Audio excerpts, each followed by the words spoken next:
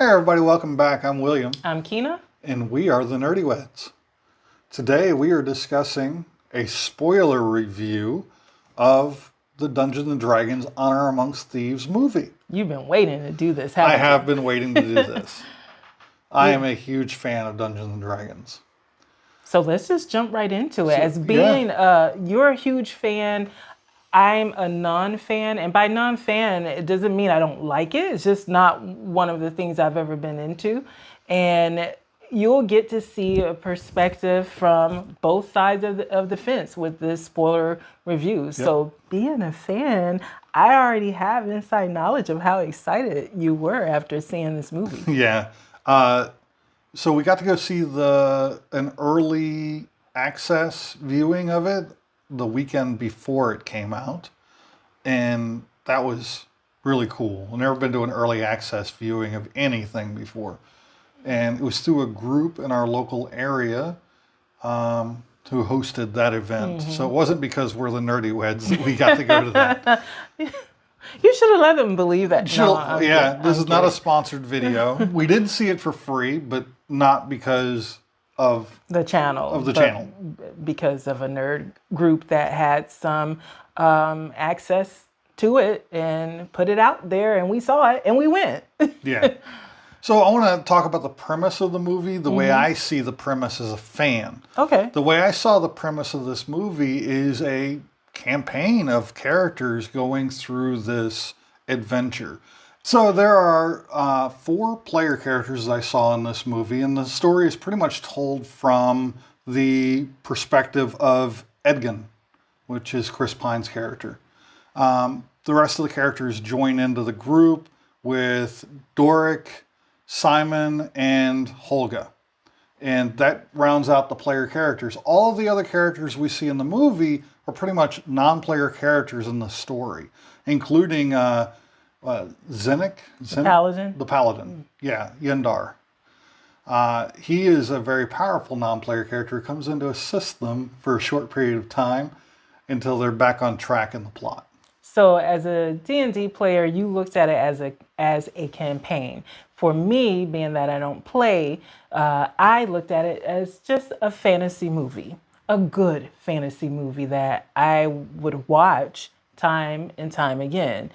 And we did watch it 2 times. So we saw that free viewing, but we did go back and watch it again, and we paid full price. This is one I can see watching, if not every year, every couple of years. Yeah, it's a really good movie. And like I said in our spoiler-free review, I'm definitely looking forward to seeing what they do with like a Blu-ray box set for this movie.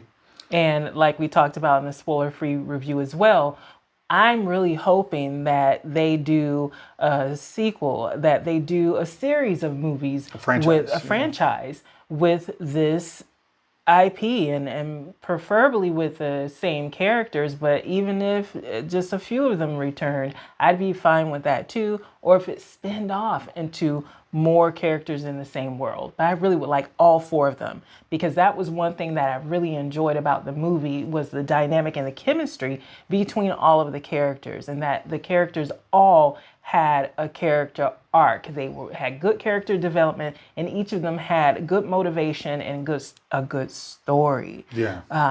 With me not being a D&D fan, those were the things that I looked for and that I found in this movie.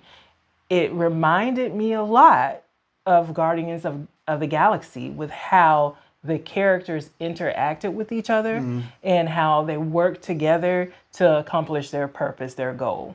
So that was my thought on. And I think it's kind of formulaic in some ways, with the really smart-ass leader of the group.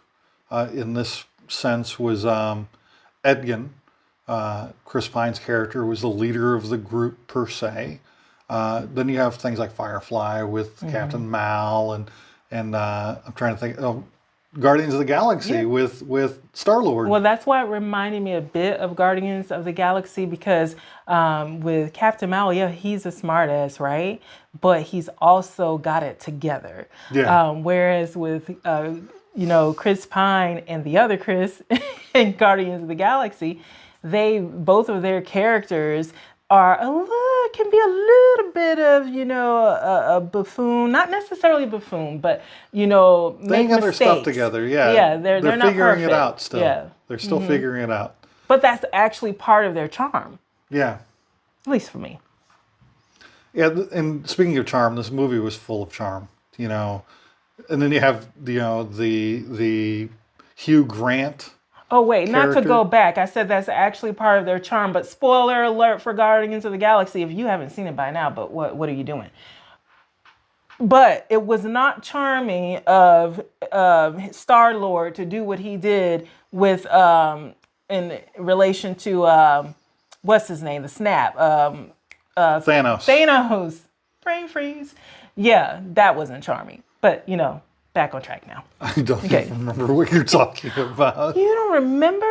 He's like part of the reason in my mind where things went all left. That's a whole different review. Yeah, that's a different review. That's a different review. If you guys want to see that, if you want to see us talk about that, just let us know in the comments. But anyway, back to you were talking about Hugh Grant's character.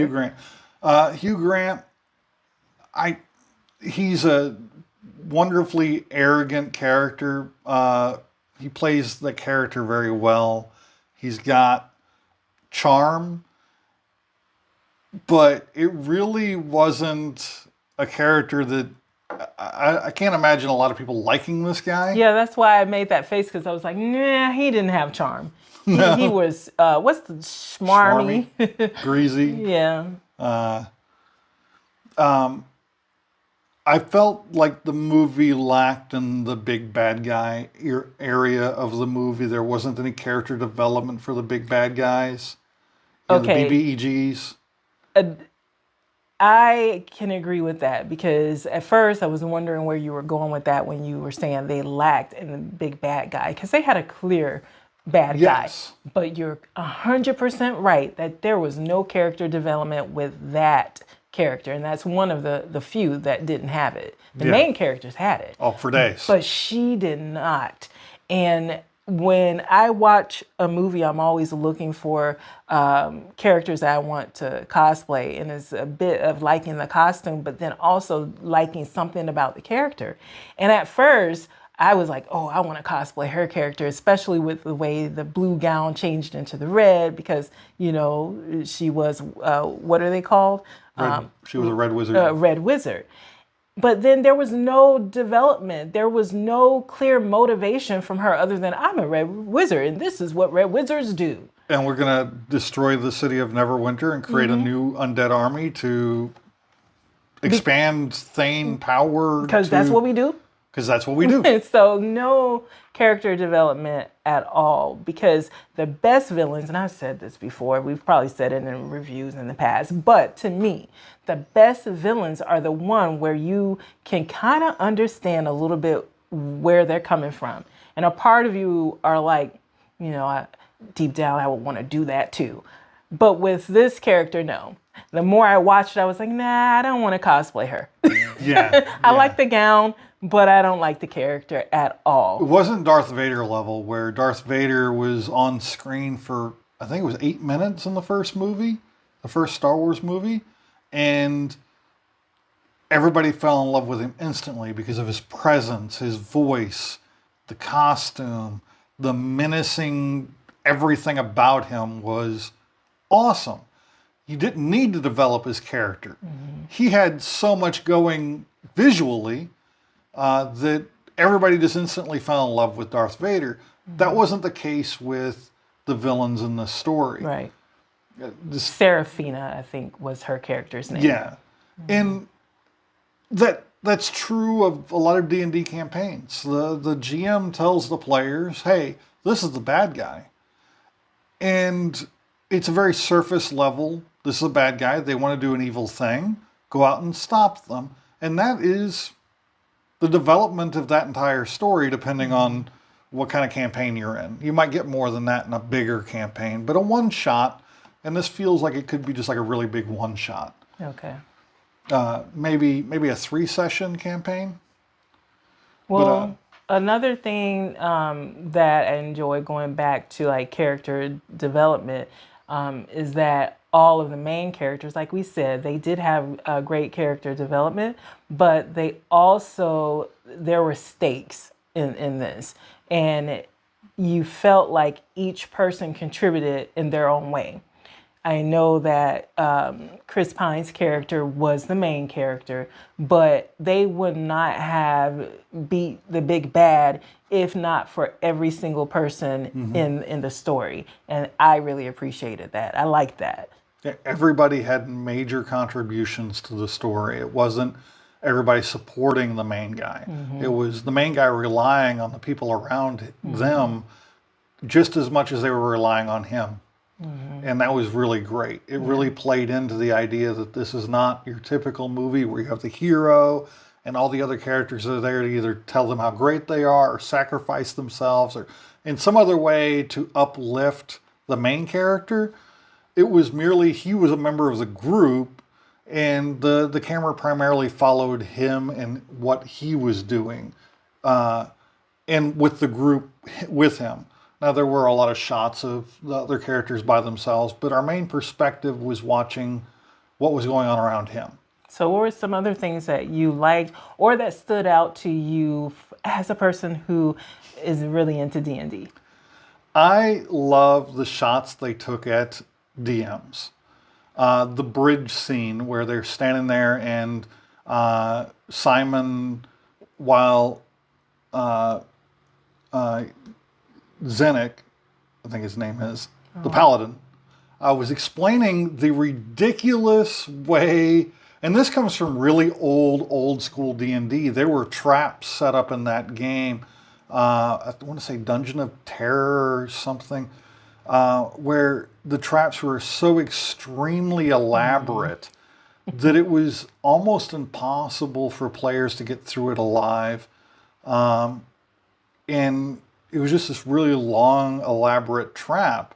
And then Simon goes and sets it off by stepping immediately on the first block, which is the wrong block, and the whole bridge collapse. And he sets it off in the middle of the guy explaining long explanation of how to get through this little maze of a bridge. So that's the sort of things that DMs would do to their players to torment them. Especially if they're feeling a little, I don't know, jaded or something. And it happens. We're all people.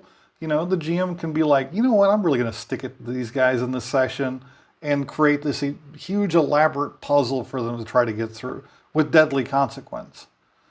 Another one that I really found funny, because it was another thing that this one was digging at the players a little bit, with something the DM would probably do for fun, is the 5 questions to the dead person scene. Where Chris Pine's character decides to ask a bunch of questions, and he wasn't talking to the dead guy, but the dead guy was answering the questions because it was a question. So that led to a really funny That moment. was really funny. That whole scene was funny. I didn't. Until the very end where they didn't ask the last question and the guy was still alive. Sitting there alive. Alive. I'm like, oh no, that's horrible. Yeah, it's pretty terrible. So as someone who's not a D&D fan, the things that I enjoyed, some more things that I enjoyed, was the CGI, because it was really good. I don't know if it was just me and I'm half blind, so it just looked good, super good to me, but no, that wasn't it. I thought it was good because there were times like when they did the owl bear, which I thought looked ridiculous. Like the whole concept of an owl bear seemed so ridiculous to me. But the way that it was done and the way they showed it on the screen, it actually looked really good. The stone dragon at the end fight scene. Yeah. Oh my gosh, that was so awesome. I was like, I want a stone dragon. I want a chubby dragon. I don't want the chubby dragon. I want a thick dragon. That dragon has eaten a whole lot of things. A whole lot of people. I don't want that one because it's going to eat you, me, the whole house, everything. Yeah, I want a plushie of the chubby dragon. Now, see, I do want a plushie of the. Okay, you got me there. You had me at plushie chubby dragon. Got to make that happen. We got to try to make one. They have to do that. If they don't do it, we got to try to find a way to make find one a way ourselves, to make or get it commissioned or something. Chubby dragon. Yeah, seeing creatures from the Monsters Manual, such as the owlbear, the rust monsters, as talked about in our previous video. What was the name of the cat? The black cat with the displacer beasts. Okay, what's that tail? Looks like it's a distraction. They're an illusionist kind of creature. They create doppelgangers of themselves to distract their prey. And they have other abilities, but they are nasty creatures from the Underdark to run into. I believe they're from the Underdark, where they went and the bridge thing happened. From there. Yeah. Oh, that was really cool. Those types of things is where I felt the CGI really shined. And then that chest with the tongue, and I was like, oh, we need to make one of those too. And the gelatinous cube. Yes. Showing the gelatinous cube, the dude runs into it, he's stuck in it, and when they come back later, he's just bones with armor and clothing wrapped around them. That was really cool. Yeah, it really was. And then the one scene where the Tieflin, where she changed from different animals because she was trying to get away from the red wizard from Serafina, that was also really good CGI. And it didn't go on too long. It was just long enough for you to enjoy the different things she was turning into and still be realistic as far as her trying to get away. Yeah. And then with the ending joke of her turning into the deer when Holga was like, when they first went to her, they were like, she was like, we need a deer. And everyone else was like, no, we don't need a deer. She'll blend in with all the other deer in the castle. That's brilliant. That was really funny. So she did turn into a deer. Yeah, so the CGI was something that I like, and I don't normally say that in movies because normally it's too much, it's overdone, and it doesn't look good. But this one did. Also, the fight scenes. This is another thing that in a lot of modern movies where I'm like, it's just too long. All they're doing is doing damage, and the fight no longer serves any purpose. This is a good point for me to get up and go get more popcorn or water or bathroom break, and then you'll come back and the fight scene is still going on. But with this movie, it was paced and timed very well, and I appreciated that. Like the end fight scene when they're all working together to fight Serafina, and then the different fight scenes with Holga. And I felt like they had a really good fight choreographer because it just seemed very realistic. Yeah, it felt very physical. And then I don't know if she had a stunt double, if Michelle Rodriguez had a stunt double or not, but if she did, I could not tell. Yeah. Because it was shot very well. Really good job all around on the fight choreography. The fight with Zennik and the minions of the red mage, red wizards. In the Underdark, that whole scene with them fighting, and they're like, oh, you were great. And he goes, well, we best get moving because it's really hard to kill something that's already dead. And they all start getting back up, and then the fat dragon shows up, and hilarity ensues from there, because that was fun. And I think that's one of the best things about this movie is it kind of encapsulated the fun of Dungeons and Dragons. And the other thing was really showing that each of these characters had a different motivation for being where they were. That's what I liked. I really did. You know, you have Chris Pine's character, Edgin. So I'm having trouble remembering names. But his motivation is to try to get his wife back and rescue his daughter. And then you had Simon, who just wants to be a good sorcerer. He wants to achieve greatness and magic. But he doesn't believe in himself. And throughout all of this, he gains confidence. And that's the kind of thing that I like because it shows character development for each of the characters. Because, like you said, they each had their own motivation and they each had to overcome and grow from where they were and past the motivations that they had. Yeah. And their motivations aligned with each other enough to go out and do this really fun adventure that they went on. And not only fun, but real emotion. Like the final scene with Holga and them, with her stabbed in the chest. Again, spoiler alert. And she dies. When he uses the tablet that he had been going this entire time, years of his life to get this tablet, to bring his wife back so his daughter could know her mother and he could have his wife back. Ultimately, so he could have his wife back. He uses that tablet to bring Holga back. And her reaction to that, you use this on me? And the look she gives to the little girl when she hugs, the daughter, when she hugs Holga, I'm like, it gets me. It gets me. It's like they really were having a good time and having a moment right there. And, you know, that was what I really liked about this movie, was the character moments. Yeah, yeah.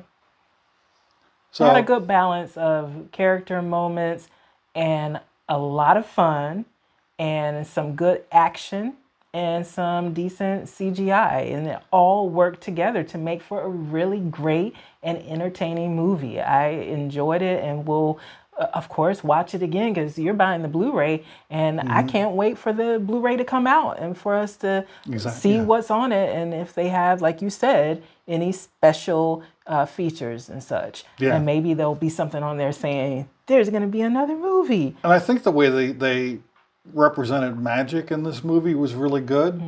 You know, not everything can be accomplished with magic, but the way they displayed the magic in this movie just looked really great, and I really liked that aspect as well. So I was watching a live stream the other day of some of the YouTube, one of the YouTube channels that we watch, and this movie came up briefly. They didn't talk much about it because they didn't want to give spoilers, but someone said that it reminded them a bit of Princess Bride. And I had to get your opinion on that because I know you love Princess Bride.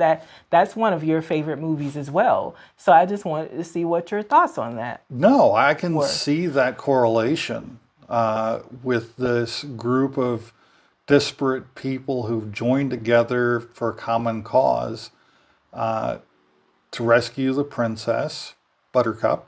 And, you know, spoiler alert, if you haven't seen The Princess Bride, what is wrong with you? Yeah, I could see some correlations there. It you know, it had a lot of humor, a lot of fun. I think they're both classics. I think this is going to be a modern classic. And that's probably what they keyed in on. Because I think they had also mentioned Guardians of the Galaxy, but I had already thought of that. Was one of the things that, in my mind, I compared it to, and was just waiting for our spoiler review to mention it. But I had never thought of Princess Bride. And, no, I think the big difference between Princess Bride and the Dungeons and Dragons movie is Princess Bride was setting out to be a funny movie in a movie that did silly things for comedic effect. Like parts of the world were set up for comedic effect. Whereas Dungeons and Dragons, I think they took the material a lot more seriously than what they did in Princess Bride. I think that there's a lot of humor because there's a lot of humor in all of our lives. It's life. It just we react to things sometimes, especially stressful situations, with humor. And I know in the military we did. In you know, really bad situations, we would react with humor. And I think that that's where the humor in this largely comes from. It's just the people there. That's how they express their... I think I get what you're saying. I just have a different perspective of it because if someone were to ask me, well, what type of movie do you think this is? Overall, I would say action comedy, fantasy. Action comedy fantasy. Yeah, yeah. a bunch of things. So overall, it's very funny and very humorous. But the thing that I liked about the humor in this movie is that it fit each character. When someone says something that was funny or did something that was funny, it wasn't there just to be funny or just to be a joke. It fit the personality of that particular character. And that's the thing with a lot of movies that I've watched lately that turns me off a bit, because they're trying to be funny, but I'm like, but would that character really, what you've shown me so far of this character, would they really do that? Would they really say that? It's just there to be funny, and it takes away a little bit from the character, and so overall the movie. And that did not happen with this movie. Like when the paladin did something that was funny, it's because of his characters, because he's so serious and people are telling a joke or being ironic and he doesn't get it. And that's what's funny. Or Holga's being that cuts the wielder as much as just, you're not very fun, are you? No, like you said, the humor in this is because of the people that are there. And I think it all largely feels, that's another thing that felt like a group of players who were reacting not only the way their characters would react, but the way they would react to a situation and have their characters say something funny. It just overall, it was really a great movie. Overall, a great movie. I've got nothing else to add from the perspective of someone who was just watching it as a regular moviegoer, not knowing anything about D&D, and just wanting to see a good movie and have a good time. So I have nothing else to add. Oh, hold up. We have the things. Yeah, but I didn't have anything else to add about the movie. No, the movie. I was just saying, did you have anything else to add about the movie? No, I don't have anything to add about the movie. Other than, holy crap. Thanks to me. Thanks to her. Because we went to the movie early before its premiere. So this was not available at that time. And neither of us even knew about it. But I was surfing around Facebook, internet, whatever. And I saw someone post a picture and they had this. So when he came home, he was actually supposed to go back out and hang out with a friend. I'm like, well, you can do that. Or we could go get this. And sorry to the friend who he didn't go back and hang out with. It really was my fault. But it was the fault of this as well. And we were able to get it because they sold out quick. Yeah. We were able to get this, and we were able to get these mugs, which have apple pie in them.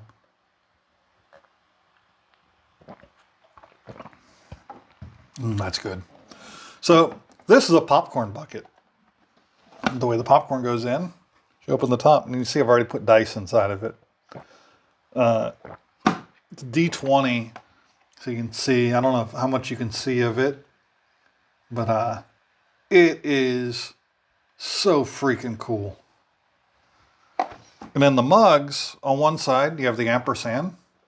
And then on the other side, it says, Dungeons and Dragons, Honor Amongst Thieves, only in cinemas. So it's stamped right there on the side of the mug there. It's great.